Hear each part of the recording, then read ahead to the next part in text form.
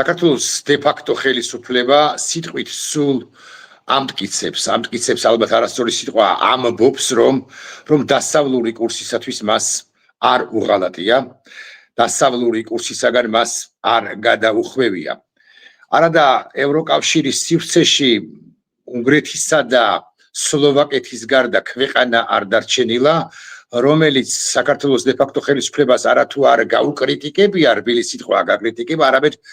პირდაპირ თუ არა პირდაპირ მნიშვნელობით არ უგინებია, როგორ არის საქართველოს დე-ფაქტო ხელისუფლება დასავლური, პროევროპული, როცა ამ ევროპულ სივრცეს, ევროკავშირის სივრცეს უმრავლეს ქვეყანას ამ ევროპული სივრცისა არათუ აკრიტიკებს, არამედ აგინებს, ხო? ესეც ძალიან მნიშვნელოვანი და საინტერესო საკითხია. და კიდევ ერთი რამე რაც უნდა ითქვას, დეპუტატად წოდებულს, მინისტრად წოდებულს, პრემიერ-მინისტრად წოდებულს რომ კითხო, ისინი ფრანგებზე, გერმანელებზე, შვედებზე, პოლონელებზე, ბალტიის სახელმწიფოების წარმომადგენლებზე უფრო მეტად პროევროპელები არიან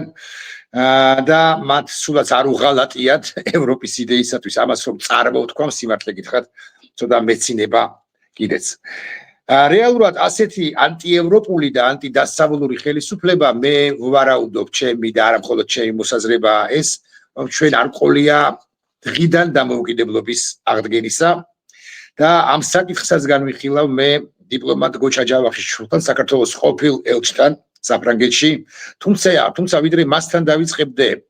ინტერვიუს, მანამდე ერთ ქვეყანასაც დავასახელებ, რომელიც სულაც არ არის ევროპული, მე უნდა დავასახელო ქვეყანა სირია. იცით თქვენ რომ სირიაში რევოლუციური პროცესები მოხდა, სირიაში აღარ მართავს ასადების კლანი, ასადების რეჟიმი, ბაშარ ალ-ასადი გაიქცა და ახალი ხელისუფლება ჰყავს სირიას. და ამ ახალ ხელისუფლებასთან ახლო აღმოსავლეთის ამ ქვეყანაში ევროკავშირის სივრცის ქვეყნები, საფრანგეთი და გერმანია განსაკუთრებით და სხვა ქვეყნებიც უკვე იწყებენ ახალი ურთიერთობების დამყარებას. დაახლოებით 300 მილიონი ევროც კი გამოიყო სირიისათვის და მაქსიმალურად ცდილობენ რომ ეს ძალიან მძიმე მდგომარეობაში ყოფი ქვეყანა კიდევ უფრო მძიმე მდგომარეობაში არ აღმოჩნდეს იმ გარდაუვალი კრიზისების გათვალისწინებით, რომლებიც ამ ქვეყანაში არსებობს და მომავალშიც გაგრძელდება. ხო და კითხვაა ახლა აჰმედ ალ-შაბრას, იგივე აბუ მუჰამედ ალ-ჯულანის მთავრობასთან ვინმე დაამყარა თუ არა კავშირის საქართველოს ხელისუფლებიდან, ვინმე მეტყვის რომ არა რა საჭირო იყო, მაგრამ ხომ არ გვავიწყდება რომ ბაშარ ალ-ასადის ხელისუფლება საქართველოს ტერიტორიულ მთლიანობას არ სცნობდა. ხო და აი ამ ახალ ხელისუფლებასთან იმისთვის რომ სირიას, ახალ სირიას ასე ვიტყვი, ეთქვა უარი აფხაზეთისა და სამხრეთ ოსეთის დამოუკიდებლობის აღიარებაზე, ვინმე მიმართა თუ არა, ან გამოიყენა თუ არა ჩვენი პარტნიორები, რომლებიც ქვეყანას დასაკვირველი აღარ სხავს, იმიტომ რომ ქვეყანა უფრო ზუსტი რო ვიყო, მისი ხელისუფლება სრულ იზოლაციაში, ამის დასტურია ისიც სულ მინიმუმის, რომ მიუნხენის უსაფრთხოების კონფერენციაზე და დავოსის მსოფლიო ეკონომიკურ ფორუმზე რაოდენ გასაკვირის არ უნდა იყოს ჩვენი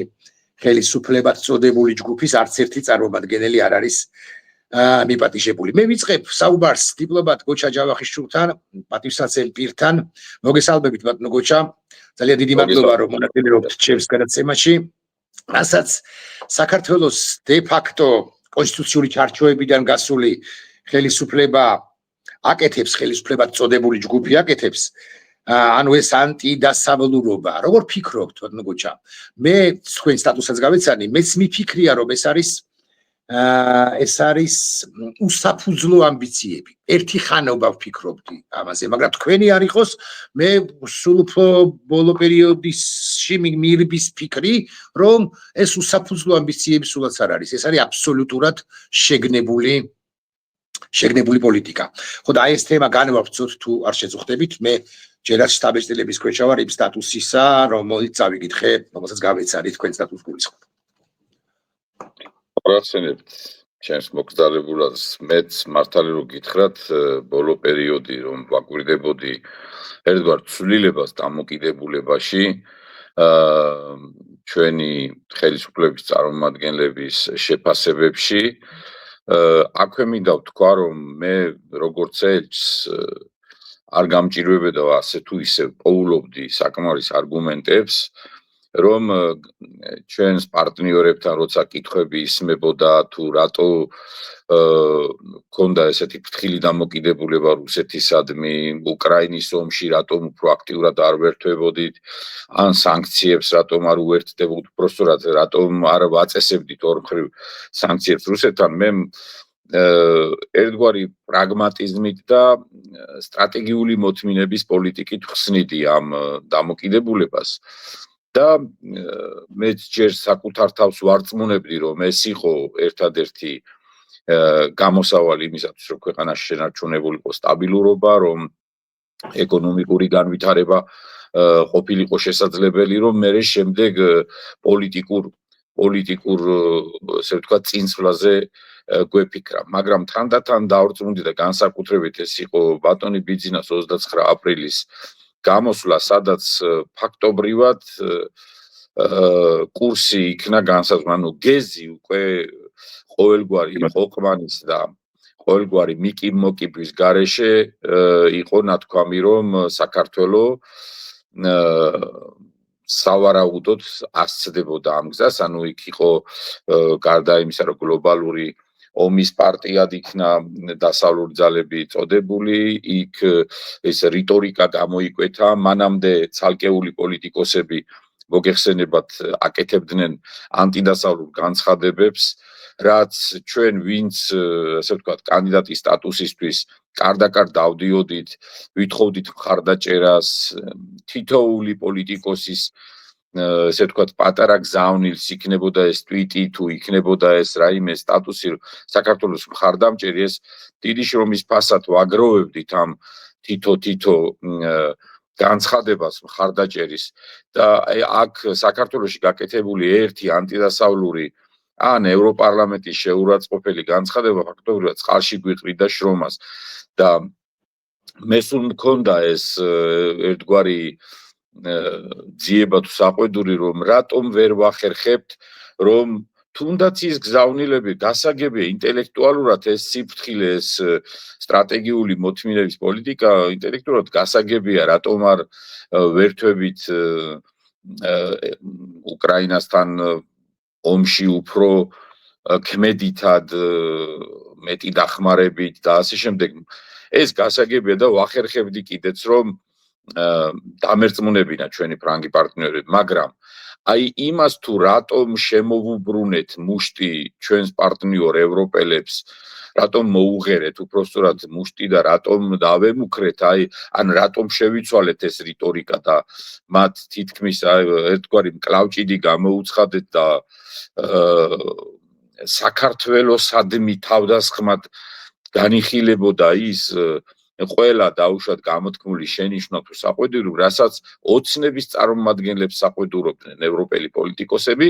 და აქ ხდებოდა ერთგვარი საზოგადოებრივი აზრის манипуляცია, თითქოს საქართველოს უპირისპირდებოდა ეს დასავლელი პოლიტიკოსები, რათა ეს მოსახლეობაში გაჩენილიყო ეს და მან შეუწყო კიდეც ხელი ამ ანტიევროპული განწყობების გაღვივებას, რომ თითქოს ეს პატარა საქართველო, რომელიც ძალიან ამაყობს და ძალიან სამართლიანადაც თავისი ისტორიით, წარსულით, 15 საუკუნოვანი ლიტერატურით და აი ესეთი საგანძური მემკვიდრეობით, რასაკვირველია ის ძალები, რომლებიც ცდილობენ საქართველოს ევროპულ ორბიტას მოწყვიტონ, იწყებენ იმით, რომ დევალვაცია მოხდეს ევროპული იდეის, რომ რამენაირად მოხდეს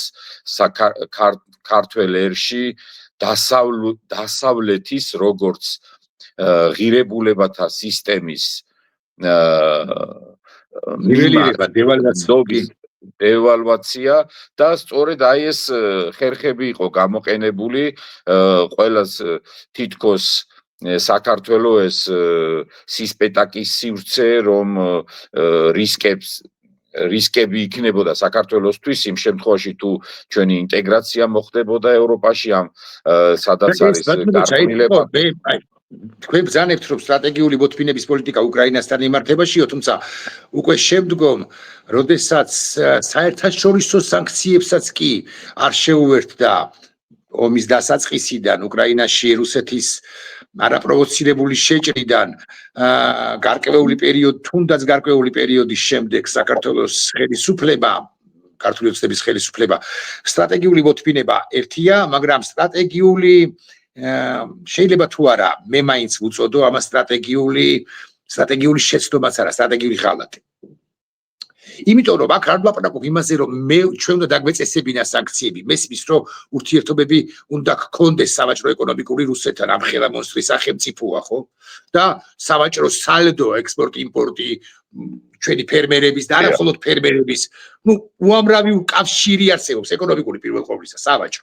მაგრამ ორ მხრივ სანქციებზე არ ვლაპარაკობ, საერთაშორისო სანქციები, რომლებსაც ასევე არ შეუერთდა საქართველოს ხელისუფლება. და ეს იყო, კარგით, ღალატი მძიმე სიტყვაა, შესაძლოა დიპლომატიკაც ხარ თქვენ და შესაძლოა ესე არ თქვათ, მე ვაძლევ საკუთარ თავს ამისუფლებას, მაგრამ იყო თუ არა ეს კატასტროფული შეცდომა. მართალი რომ გითხრათ, ვიდრე მე ელჩი ვიყავი, მუდმივად ვცდილობდი მომეპოვებინა ინფორმაცია, მათ შორის ეკონომიკის სამინისტროში იქნებოდა საგარეოში, რადგან ხშირად გამოითქმებოდა ეს ჟურნალისტებისგან და სხვა მკვლევარებისგან, რომ საქართველოს ხომ არ ეხმარება კომპანიებს სანქციების გვერდის ავლაში და მე რაც ჩემს ხელთ ინფორმაცია ყო და რასაკვირველია მე ვინაიდან ომახიანად ვიცავდი საქართველოს რომ საქართველოს იცავს საერთაშორისო სანქციებს მე მჭირდებოდა ეს ინფორმაცია როგორც ელჩს დავრწმუნებულიყავი რომ ჩვენ პირნათელი ვიყავით ჩვენს საერთაშორისო პარტნიორებთან ამ თვალსაზრისით და მე მართალი რომ გითხრათ იმ პერიოდში არ ყოფილა შემთხვევა რომ საქართველოს მაშინ ყოველ შემთხვევაში საერთაშორისო სანქციების თვის თავი აერიდებინ ან რამე გაეკეთებინა ისეთი რომ აკრძალული ან სანქცირებული ტვირთი შემოსულიყო საქართველოში ან სანქცირებულ კომპანიას ოფიციალურად დართო და ოპერირების ნება. ნუ შემდეგ თუ მოხდა ეს შესაძლოა მე ამ თემაზე გახურება მაინც არ მინდა, მაგრამ ეჭვს მაგალითად ცენტრალური აზიის რამდენიმე სახელმწიფოში მანქანების, ავტომობილების ექსპორტის არ ნახული ან რაღაც საოცარი ზრდა, პროცენტული ზრდა და ასე შემდეგ. მაინც ამ თემაზე არ ხურდები, უბრალოდ ესეც არის დასავლეთის ერთ-ერთი საყვედური ჩვენს მიმართ. მაგრამ ახლა მე უკვე სხვა კუთხით მინდა რომ წარმოვაჩინო ჩვენი საკითხი. აი 2 დღის წინ გაიმართა პრეზიდენტ ტრამპის ინაუგურაცია. როგორი იქნება ტრამპი, ეს ძალიან მნიშვნელოვანი კითხვაა და როგორც წესი, უკლებრივ ყველა ჩვენგანს აქვს ესეთი პასუხი, არ ვიცით. ხო, ტრამპი არის პოპულისტი, ამბობენ ერთი მხარე, ერთი ნაწილი საზოგადოებისა, მეორენი ამბობენ, რომ არა ტრამპი არის უკიდურესად საქმიანი სიტყვა საინაუგურაციო, ალუკაშენკომ პრესკონფერენცია, ბევრს მოეწონა, ბევრს არ მოეწონა. იქნება და ავწდეთ, ბაბატიეთ, ამ სიტყვის შაბლონურ პასუხს, არ ვიცით როგორი იქნება ტრამპი. აი, რა ვიცით იმასთან დაკავშირებით, როგორი შეიძლება, აი დაშვებას გავაკეთებ, იყოს ტრამპი. რა თქმა უნდა, მე ვფიქრობ, რომ არც საკუთარ თავს და არც სხვას არ უნდა დავუმალოთ, რომ ასე არაორდინალური პიროვნების, ნაკლებად პროგნოზირებადი ტრამპის ყველაზე ძლიერი სუპერსახელმწიფოს პოლიტიკურ მმართველობაში მოსვლით, მსოფლიო შედის გეოპოლიტიკური თვალსაზრისით ახალ ფაზაში, ბუნებრივია. თუმცა ის საკითხები, რომელზეც კანდიდატი ტრამპი საუბრობდა უფრო ელექტორატზე გათვლილი გზავნილებით, შესაძლოა ჩემი ვარაუდით ალბათ შერბილდება, დაკორექტირდება, რადგან ჩარჩოებში მოექცევა, სწორედ ჩარჩოებში მოექცევა, რა თქმა უნდა, ერთია, როცა კანდიდატი ელექტორატს მიმართავს, გასცემს დაპირებებს, რადგან მოგეხსენებთ კლემანსომ თქვა, რომ ვერასოდეს იმდენ ტყუილს და ბაქიობას ვერ გაიგებთ როგორც საარჩევნო კამპანიის დროსო და სწორედაც ეს არის ანუ მისი პრეზიდენტის მანდატის განხორციელების განმავლობაში მას გაცილებით ნაკლები ექნება თავისუფლების მარჟა ვიდრე კანდიდატს რო ჰქონდა იმდენ იმიტომ რომ ის უკვე ახლოდან ჩახედავს ეროვნულ ინტერესებს საკუთარ ეროვნულ უსაფრთხოებას და საკუთარ პასუხისგებლობას ასევე საერთაშორისო უსაფრთხოების საკითხებში თუმცა უნდა ითქვას რომ ინაუგურაციაზე წარმოთქულ სიტყვაშივე უკვე გამოჩნდა რომ თუნდაც პანამაზე და გრენლანდიაზე აქცენტებით ტრამპი ერთგვარად გულს უხარებს დაუშვათ რუსეთს ანუ იმიტომ რომ რუსეთის იმპერიალისტურ ზრახვებს აძლიერებს ამ შემთხვევაში რაც რა თქმა უნდა არ არის კარგი ზოგადად მაგრამ აგერ ბოლო განცხადებით მან ასევე თქვა რომ იგი არ დააყოვნებს და კიდევ უფრო ძლიერ სანქციებს დააკისრებს რუსეთს ჩვენ უახლოეს დღეებში უნდა ველოდოთ ასევე უფრო მკაფიო გზავნილებს მე უფრო მართალი რომ გითხრათ ველოდები ძალიან კარგია ბატონ ჯო ვილსონის ესე ვთქვათ მოზღვავებული ჩვენი მხარდამჭერი ძალიან მეგობრული კეთილგანწყობილი ტვიტები და გზავნილები მაგრამ აი ერთი სული მაქვს მოусმინო უკვე რუბიოს განცხადებას რომელიც ჩვენს რეგიონთან დაკავშირებით მის უსაფრთხოებასთან დაკავშირებით წარმოაჩენს ხედვას მე ვფიქრობ რომ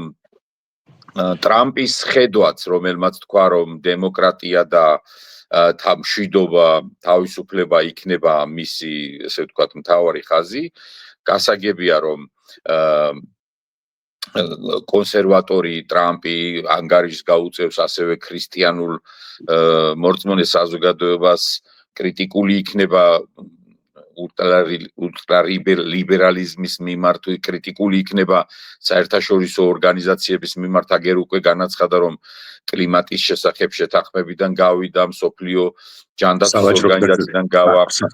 სავარაუდოდ კი ჯანდაცვის და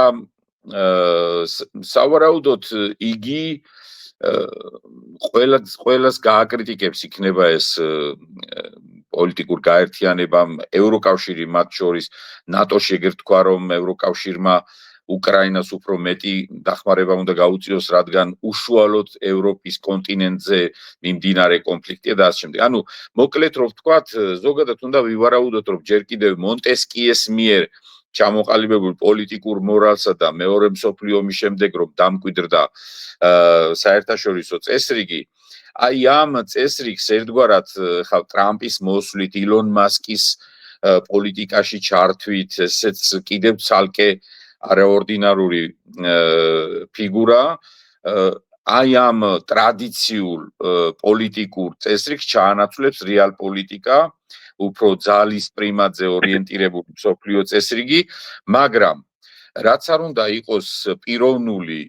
ესე ვთქვათ ცდუნებები ძალაუფლების გამოყენებისა არის ამერიკა ეხლა მოგეხსენებათ ძალიან მყარი პოლიტიკური სახელმწიფო სტრუქტურების ქვეყანა იქ არის ეროვნული ინსტიტუტები არის ძალიან ძლიერი ძალიან კონგრესი სენატი და ეხლა დამეტანი ექსტრავაგანტული გადაწყვეტილებები რომც მოუნდეს დაუშვათ პრეზიდენტ ტრამპს და არ ამგონია რომ აქამდე მივიდეს საქმე არის დამბალანსებელი და შემაკავებელი ძალიან ძლიერი ინსტიტუტები ძლიერი ტრადიციით და ძალიან საკმაოდ პრაგმატული ხედვით იმისი თუ რა ხდება დღევანდელ გეოპოლიტიკაში და როგორია ის ხაზი რაც უნდა გატარდეს ამერიკის მიერ რაღაცა მოგეწონება ტრამპის საინაუგურაციო სიტყვაში და რაღაცა არ მოგეწონება მე მაგალითად ეხლა რა არ მომეწონა ამაზე თქვენ ცდებართვით არ გავამახვილებ ყურადღებას ერთი რაც მომეწონა და რამაც ვფიქრობ ირიბად მაინც გააღიზიანა უბრალოდ პირდაპირ გააღიზიანა მაგრამ ირიბად რუსეთიც იყო აქ ნათქვამი რომ ჩვენო დავიწყებთო ნავთობისა და ბუნებრივი აირის მოპოვებას გავაგზერებთო გავაყარებთ ამ პოლიტიკასო გავაგზერებთ ამ პოლიტიკასო და ნავთობისა და ბუნებრივი აირის ფასები შესაბამისად დაეცემაო ეს კი ყველაზე უფრო ხილალა ყველაზე უფრო პირველად პროუკრაინულ განცხადებაზე მეტიც კი შეიძლება იყოს, ბაიდენიც ამბობდა, იცით თქვენ რომ უკრაინას უჭერ მხარსო, როგორც უჭერდა მე ხა მაინც და მაინც კრიტიკას არ დავიწყებ ყოფილი პრეზიდენტისა, მაგრამ ეს განცხადება ტრამპისა შეიძლება ეთკინოს მოსკოვს ეს ჩემი რეპლიკა, თუმცა კითხვა სხვაგვარია, შეთანხმებით. კითხვა არის ამგვარი თქვენის ნებართვით. მე რომ კითხოს კაცმა, აი ჩვენთანაც მიდის ეს დებატი, გადანაწილდება თუ არა სოფლიო ხელახლა გავლენის სფეროებად. შენია რუსეთს შეიძლება უთხრა, ვიღაც ამბობს რომ ეტყვისო, შენია უკრაინა, საქართველო, ბელარუსი, სადაც რუსეთის არის პოსტსაბჭოთა სივრცე და აი დანარჩენს კი არ შეეხო. მე რომ კითხოს კაცმა ამ ცივცივიობის ამ გვარობას ჩვენ აღარ დავუბრუნდებით. თქვენი აზრი როგორია? მეც ვფიქრობ, რომ ეს მთლად ესე პრიმიტიულად რაც შეიძლება უცებ მოაფიქრდეს ადამიანს, რომ ალბათ ესე იქნება, ეს ვერ იქნება. ესე არ ვფიქრობ, რომ რუსეთს ესე მარტივად დაუთმოს და თქვას, რომ კი ბატონო შენი გავლენის სფეროებია და მე ამას გითმობო. მე პირიქით ვფიქრობ, რომ ამ ავტორიტარულ რეჟიმებს, დიქტატურას და ასე შემდეგ სხვაგვარად განიხილავს, რადგან არაპირდაპირ ესეთ შემთხვევაში რაღაც ლოგიკას ვერ ექვემდებარება ის, რომ ფაქტობრივად გააძლიეროს ამ დამოკიდებულებით ის ქვეყნები, რომლებიც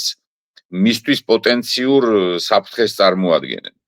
ანუ ის რომ დაუშვათ რუსეთი, ჩინეთი, ირანი გაძლიერდეს, რასაკვირველია საქართველო შესაძლოა რომ ტრამპს მაინც და მაინც საქართველოში დაუშვათ გენდერული ბალანსის ან ადამიანის უფლებების დაცვა არ მოუთხოთ, მაგრამ ის საქართველოს შეიძლება დააინტერესოს სწორედ აი ამ შუა კორიდორის არსებობით, ამ გეოპოლიტიკური ირანის კონტექსტში, მოგოცა. ირანის კონტექსტში, შავი ზღვის ის რომ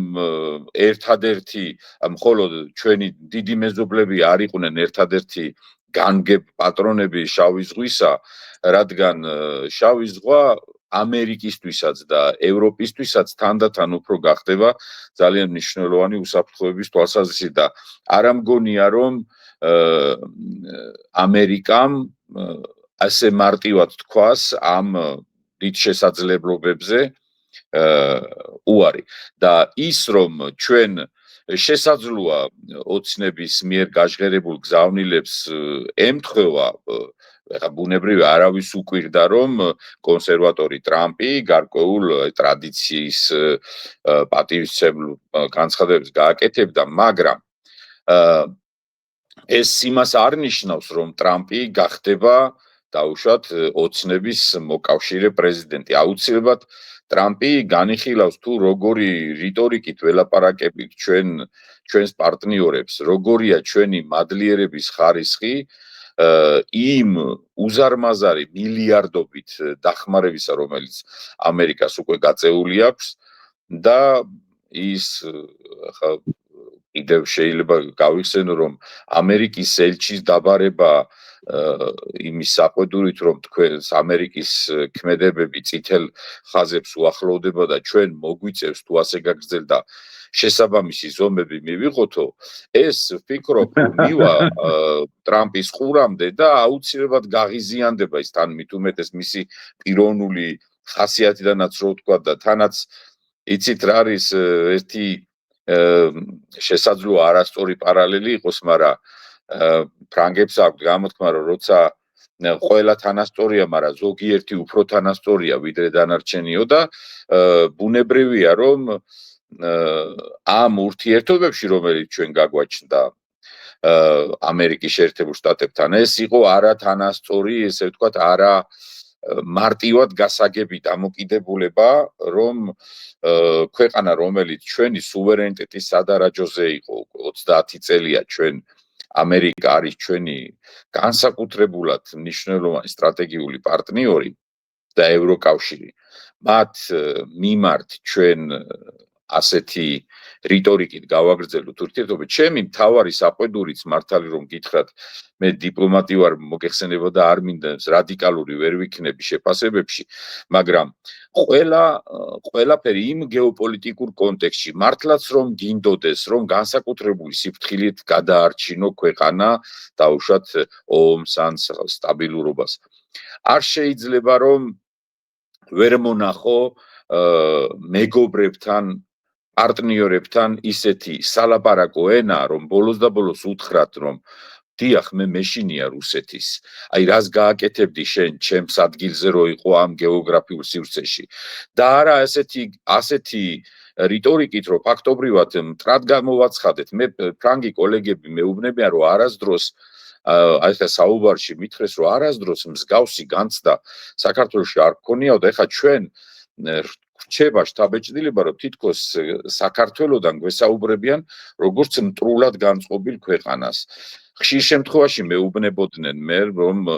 რა არის ეს ინსინუაციები, როცა ქალბატონ სალომეზე იყო საუბარი, ხშირად ამბობდნენ, აი როგორც მისმა პატრონმა დააბარა, როგორც ვისი აგენტიც არის, რასაც ეტყვის იმას აკეთებს, ეს საშინლად აღიზიანებდა ფრანგულ პოლიტიკურ, ესე ვთქვათ, სტრუქტურას, რომ საქართველოში თითქოს ისე განიხილავდნენ, რომ საფრანგეთმა, ესე ვთქვათ, აგენტურა გამოუშვა საქართველოში, მაშინ როცა ჩვენ მეგობრული ურთიერთობები გვაქვს და ეს ინსინუაციები ისე შეგაწყვეტილია თუ ქალბატონი სალომე საფრანგეთის მოქალაქე იმავდროულად საფრანგეთის მოქალაქე არის საფრანგეთის აგენტი ამიპასუხოთ ამ კითხვაზე, ამ რეპლიკაზე, მაინც ამიტომ არ გთხოვთ, ისე ბატონი ივანიშვილიც გამოდის საფრანგეთის აგენტი, რომ ისიც საფრანგეთის მოქალაქეა. თქვენ არ ახართ საფრანგეთის მოქალაქე, მაგრამ ქალბატონ სალომემ შეიჩერა. ქალბატონმა სალომემ იმისთვის, რომ პრეზიდენტი გამხდარიყო, შეიჩერა საფრანგეთის მოქალაქეობა. ბატონ ბიძინა გახლავთ საფრანგეთის პრეზიდენტი. ბატონო, რაღაცა საფრანგეთი ახსენეთ. შეიძლება თუ არა ითქვას, რომ ამ კონტინენტურ ევროპაში, მით უფრო გერმანიაში არსებული გარკვეული პროცესების კრიზისის არ დავარქვი, პროცესების გათვალისწინებით, საფრანგეთი სულ უფრო ყალიბდება, როდის არ იყო რო, მაგრამ ახლა კიდევ უფრო მეტად ყალიბდება. ერთგვარ ლიდერ სახელმწიფოთ არა მხოლოდ ტრადიციულ ევროპაში, არამედ მთლიანად ევროპის კონტინენტზე, რასაკვირველია, სხვები დამისახელებენ სხვა ქვეყნებსაც, პატივისცემას სხვების და იმ სხვა ქვეყნების მიმართაც, მაგრამ ახლა აი მაგალითად იგივე შეგვიძლია გავიხსენოთ ტრამპის, ჯერაც ოვალურ კაბინეტში რომ არ იყო შესული იმ ტრამპისა და მაკრონის შეხვედრა. ხო, მაკრონის ჩართულობა ჩვენს პროცესებში ამაზე ოდნავ მოგვიანებითაც გკითხავთ, მისი ზარი დე-ფაქტო მართლ ივანიშვილთან საფრანგეთის როლს როგორ ხედავთ ამ პროცესებში, იმიტომ რომ საფრანგეთშიც არის გარკვეული პოლიტიკური კრიზისი, გასაკვირველია, მაგრამ არა ისეთი, როგორც გერმანიაშია, მეთქი ამას გავბედავ და ვიტყვი. კი ბატონო, მართალი ბრძანდებით საფრანგეთი ყოველთვის იყო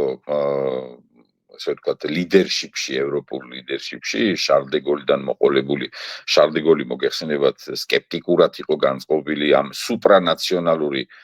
მართლობის, ანუ ბრიუსელის მიმართ და ის უფრო სუვერენისტი პრეზიდენტი იყო, მაგრამ დიდი როლი მიუძღვის მაინც ევროკავშირის გაერთიანების აი ამ პოლიტიკური ერთობის განმტკიცებაში, მაგრამ შემდეგი პრეზიდენტები იყვნენ ძალიან პროევროპელები, მიტერანის დროს მოგეხსენებათ ერთიანი ევროპული სახლისიდია კოლთან ერთად და შემდეგ ყოველთვის საფრანგეთს ჰქონდა ეს პრეტენზია და ამბიცია, რომ ყოფილიყო გერმანიასთან ერთად, ყოფილიყო ლოკომოტივი ქვეყანა ევროკავშირის პოლიტიკის განვითარებისა და ამ შემდეგ და ჩვენც ყოველთვის ვიცოდით მას შემდეგ, რაც დავიწყეთ ევროკავშირის კარზე კაკუნი, მაშინ იმ დროიდანვე ვიცოდით, რომ გერმანიასთან და საფრანგეთთან თუ მოვაგვარებდით, ესე ვთქვათ, საკითხს, ან მათ ვცდილობდით, რომ მათთან ამ ორ ქვეყანასთან გაგვეშალა უფრო მთელი ძალისხმევა, რადგან ვიცოდით, რომ ყველა დანარჩენი ქვეყანა ელოდებოდა რა პოზიციას დაიკავებდა საფრანგეთი და გერმანია და მათზე ხდებოდა სწორება. დღეს გერმანიაშიც და საფრანგეთშიც შიდა პოლიტიკურმა პროცესებმა ცოტა აქცენტები სხვაგან გადაიტანა, მით უმეტეს რომ საფრანგეთშიც გერმანიაშიც არიან პოლიტიკური ძალები, რომლებიც ბოლო დროს უფრო და უფრო წინა პლანზე წამოიწივნენ, რომლებიც უფრო მეტად სუვერენისტი პარტიები არიან და დიახ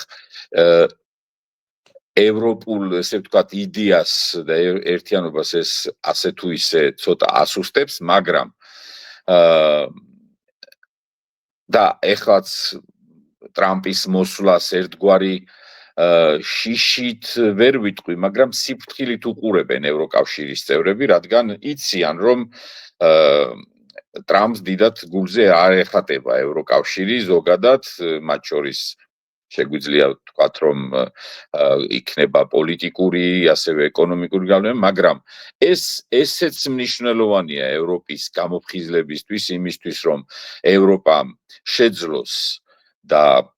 უფრო მეტად მობილიზდეს საკუთარი უსაფრთხოების, საკუთარი ეკონომიკური დამოუკიდებლობის, ავტონომიურობას მიაღწიოს უფრო მეტად და ამაში, რა თქმა უნდა, საფრანგეთს, გერმანიას განსაკუთრებული როლი აქვს, მაგრამ ამავდროულად პოლონეთს მნიშვნელოვანი როლი ეკისრება, ბალტიისპირეთის ქვეყნები იქნებიან ძალიან აქტიურები, რადგან ბალტიისპირეთის ქვეყნები ყველაზე მეტად გრძნობენ იმ სუსხს, რაც შეიძლება რუსეთისგან მომდინარეობდეს. და ამ ბალტიისპირეთის სახელმწიფოებს ბარემ ვიტყვი, რომ საქართველოს დე-ფაქტო ხელისუფლების წარმომადგენლები ყველაზე უფრო ხშირად და ყველაზე უფრო კვეთრად აკრიტიკებენ, რაც ის თქვა, გავიმეორებ ამ სიტყვას, არასაპასუხოდ ლანძღავენ ისეთ რაღაცებს ამბობს ხოლმე პარლამენტის დე-ფაქტო თავმჯდომარე, რომ გულახდილად გეტყვი, გამეორებას კი მიჭირს, მაგრამ ეხლა რაღაცა მაკრონი ვახსენეთ, ბატონო გოჩა, ერთი კითხვაც, ჩემთვის ცოტა უცნაური იყო, ჩემთვის არა დიპლომატისათვის, ცოტა უცნაური იყო, აი თვით ემანუელ მაკრონის, ანუ საფრანგეთის ლიდერის, საფრანგეთის პრეზიდენტის სატელეფონო ზარი პირთან, რომელსაც სახელმწიფო თანამდებობა არ უკავია, ანუ ბატონ ივანიშვილთან, ეს ხდება გასული წლის ბიძულს. მე არ მინდა შემეშალოს, მაგრამ ზუსტად მახსოვს, ვიტყვი, რომ ბატონი მაკრონი და ბატონი ივანიშვილი თითქოს შეთანხმდნენ, ხო ესე გავრცელდა თავდაპირველად ინფორმაცია, რომ ერთ კვირაში შედგებოდა მეორე სატელეფონო კომუნიკაცია, რომელიც არ შედგა. მე ვიკითხავ ცოტა მკვეთრად, თქვენ როგორც დიპლომატმა მიპასუხოთ ცოტა დიპლომატიურად. გადააგდო თუ არა ივანიშვილმა მაკრონი, ანუ ის პირობები, რომლებიც შესაძლოა მაკრონს შესრულებულია თუ არა? მაკრონმა რომ გადაწყვიტა, ანუ მის რომ განეხორციელებინა ეს ზარი, ამას წინ უძღოდა მთელი რიგი კონსულტაციები და ხშირ შემთხვევაში ჩვენც გვეკითხებოდნენ თუ იქიდან გამომდინარე, რომ საფრანგეთია ძალიან დაინტერესებულია, რომ ეს კრიზისი არ გაღრმავდეს და კრიზისი სადღაც უნდა გაღრმავდეს, მაგრამ რომ მოგვარდეს, რომ საქართველოს დაუბრუნდეს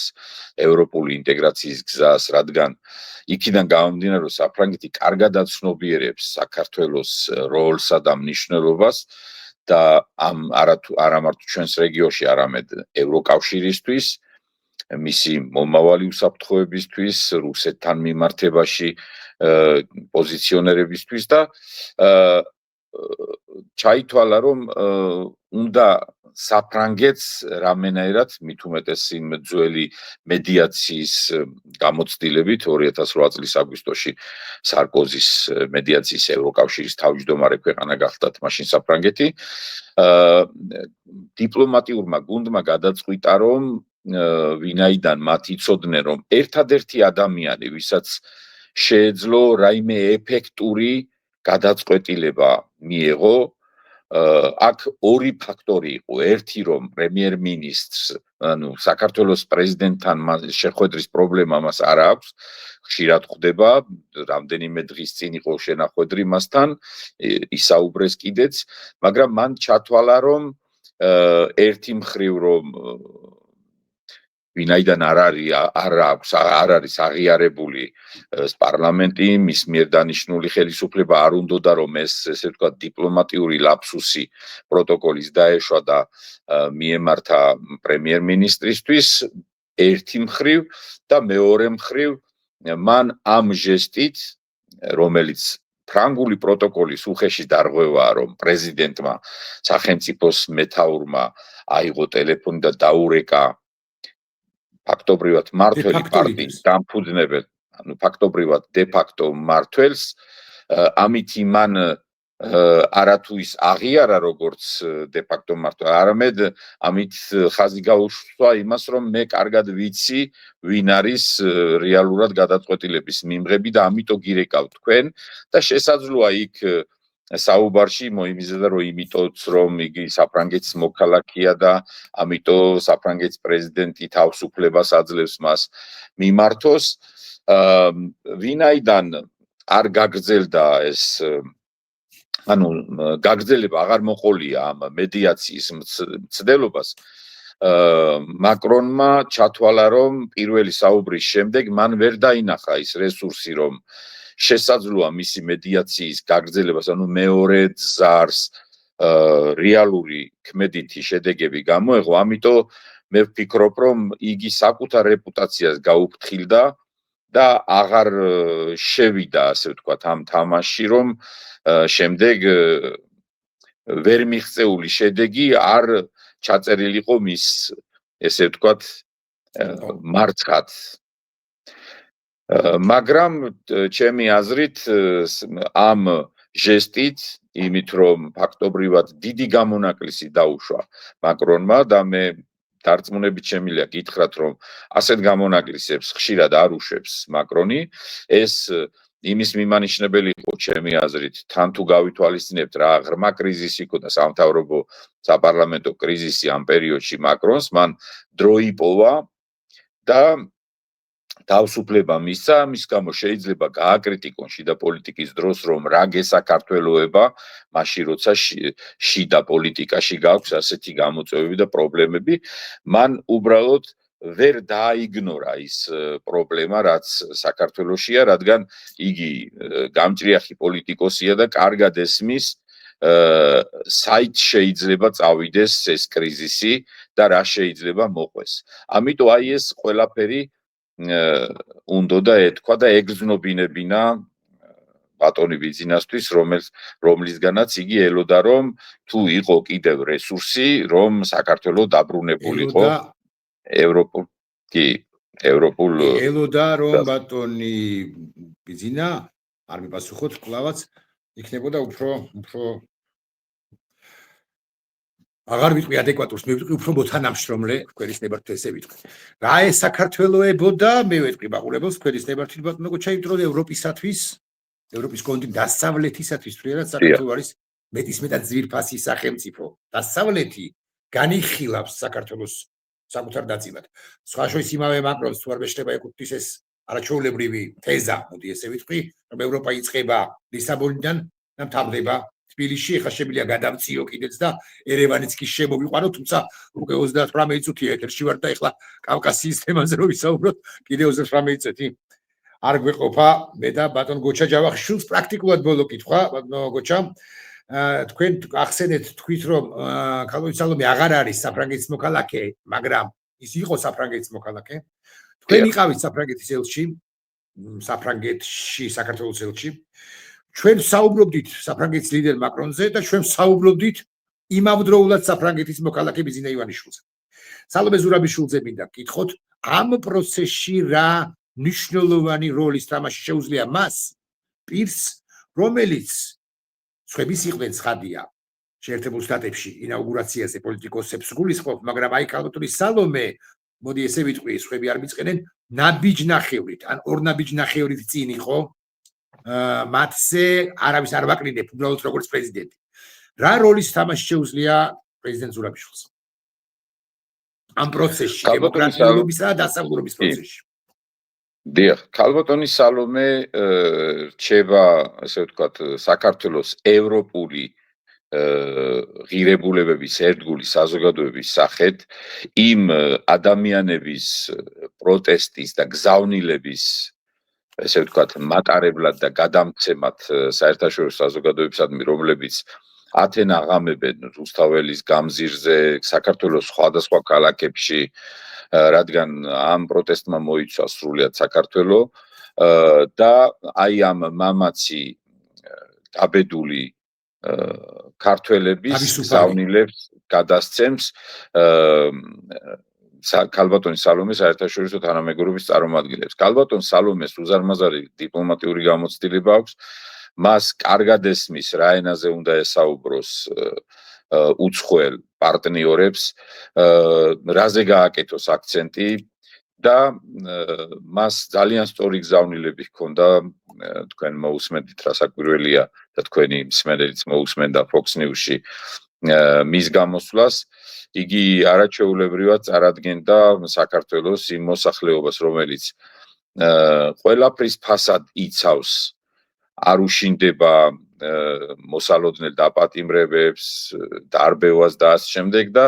გამოდის და თავისუფლად გამოხატავს არა მარტო პროტესტს, არამედ საკუთარ სურვილსა და ნებას, რომ საქართველო დაუბრუნდეს დასავლური ღირებულებების ერთგულ სივრცეს ევროკავშირის მიმართულებით. და ეს არის კიდევ ერთი გზავნილი, რომ დასავლეთს გულმა ვერ გაუძლოს, ანუ ვერ ქნას დასავლეთმა, რომ საქართველო მიატოვოს. ასეთი განსაკუთრებული ენთუზიაზმით სავსე ევროპელი დასავლური ღირებულებისადმი ერთგული ერი. ევროპას არ ყავს სამწუხაროდ მათ შორის ევროკავშირის შიგნითაც კი ასე გულანთებული, ასე ერთგულად გულ მოგიზგიზე ერი, რომელიც აი ამ ფასად რა ფასიც უჯდება ქართულ მოსახლეობას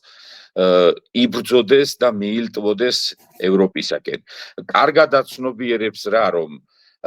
არც ევროპაა მხოლოდ იავარდით მოფენილი გზა ევროპული კავშირში წევრობაც რასაკვირველია ჩვენ კარგად ვაცნობიერებთ, რომ ეს ასევე არის რიგი პასუხისგებლობის არის ვალდებულებების შესრულების არის ნორმების სტანდარტების დაკმაყოფილების და ამისთვის საქართველო მზად იქნება ანუ ჩვენ ამის გაცნობიერებით მივიწევთ მაინც ყველაფრის ფასად ისევე არ უშინდებიან ეს მანიფესტანტები ყინვასა და სულს როგორც დაუშვათ დარბევის ან დაპატიმრების შიშს და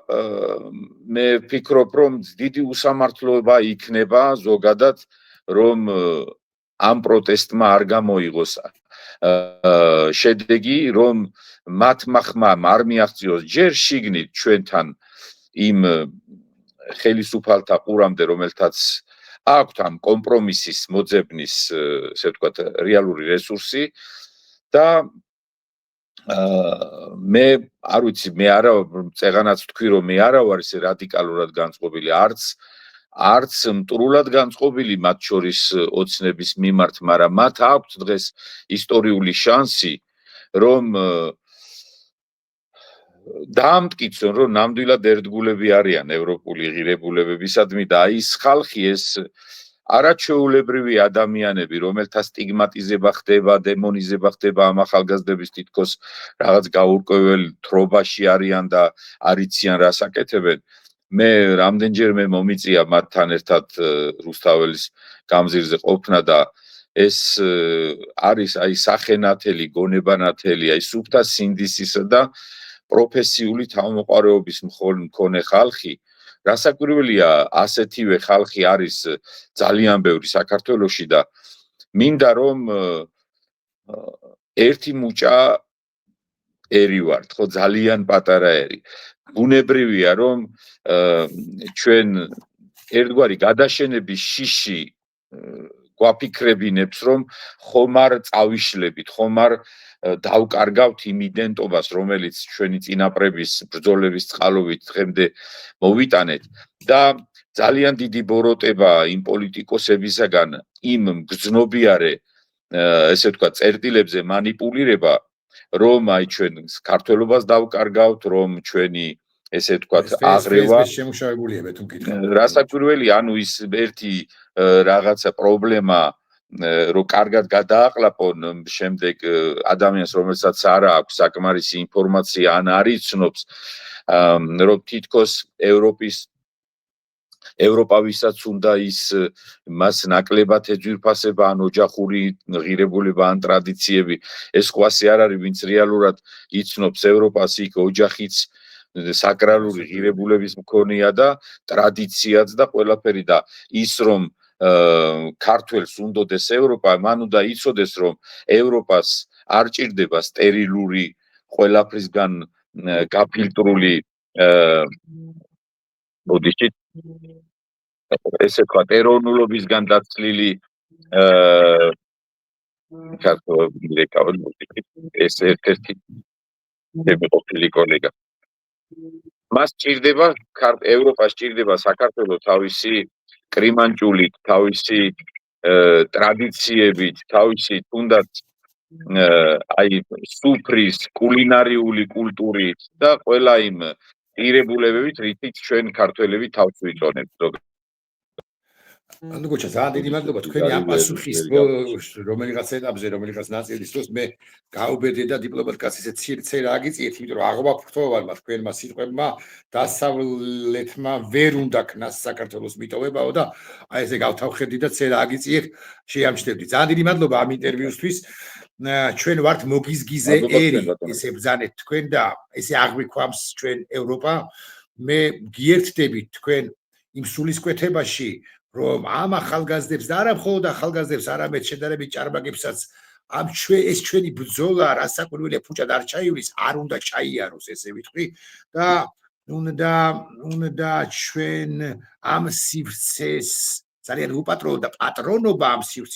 ამ სივრცისა, რომელშიც კრიმანჭული ისმის, რასაკვირველია, არის კრიმანჭულის დაცვა და სად იცავს ქართველი ხალხი კრიმანჭულს თუ არა ევროპულ სივრცეში. გემშვიდობებით ამ სიტყვებით შევხვდებით რუსთაველზე მეთქი, რასაკვირველია შევხვდებით ისედაც ბატონო გოჩა რუსთაველზე თუ სხვაგან და რასაკვირველია შევხვდებით ევროპულ საქართველოში, რომელიც იქნება ევროპის ნაწილი. გოჩა ჯავახიშვილი იყო ჩემი სტუმარი, დიპლომატი კაცი. ძალიან დიდი მადლობა, წარმატებას გისურვებთ. მადლობა ბატონო გოჩა. მადლობა, წარმატებას გისურვებთ ასევე.